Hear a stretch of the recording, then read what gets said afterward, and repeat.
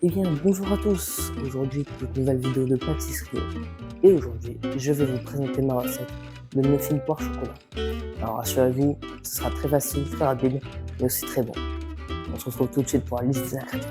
Donc, pour cette recette, vous allez avoir besoin de 150 g de beurre, 170 g de sucre semoule, 2 œufs, 19 cl de lait, 320 g de farine T45, gardez-en un peu pour le moule, 17 g de levure chimique, 95 g de blanc d'œuf, et ce sera tout pour la recette. Maintenant que nous avons listé nos ingrédients, nous allons pouvoir passer à la première étape de la recette, c'est-à-dire préchauffer notre four à très exactement 170 degrés et on passe à la suite. Bien, maintenant que nous avons préchauffé notre four, nous allons pouvoir commencer la recette par mélanger notre sucre et notre beurre à la main ou avec un robot comme moi. C'est parti.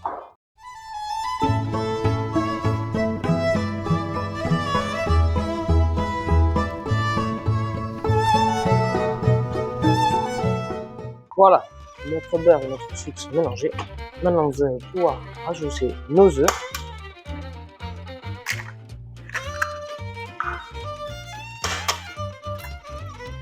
Et notre lait.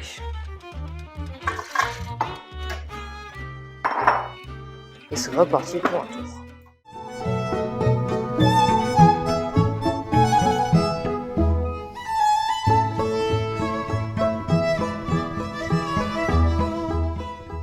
Voilà, maintenant que nous avons fini de mélanger,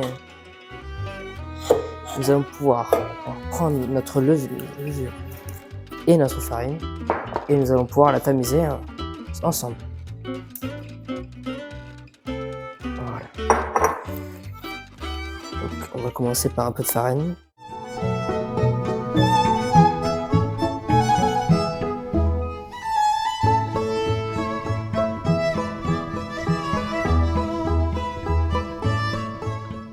Voilà.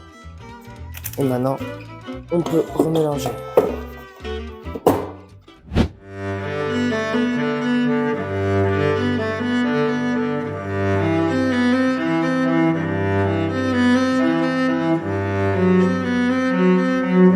Et pour finir, nous allons rajouter les blancs d'œufs.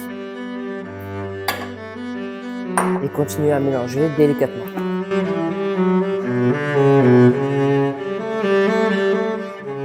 Pour maintenant finir cette recette, nous allons rajouter nos pépites de chocolat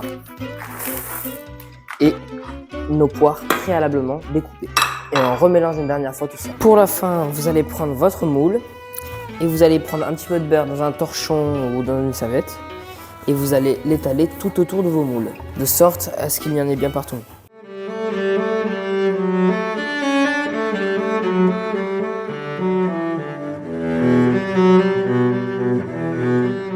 Après avoir mis du beurre dans notre moule, nous allons pouvoir prendre un peu de farine et le saupoudrer au-dessus de nos moules, de sorte à ce qu'il y en ait bien un peu partout. Ensuite, dès que vous avez fait ça, vous allez un peu agiter votre moule pour qu'il y ait de la farine partout autour. Voilà. Et l'excédent, vous pouvez le jeter ou le récupérer. Et pour finir, nous allons pouvoir mettre notre pâte dans les moules.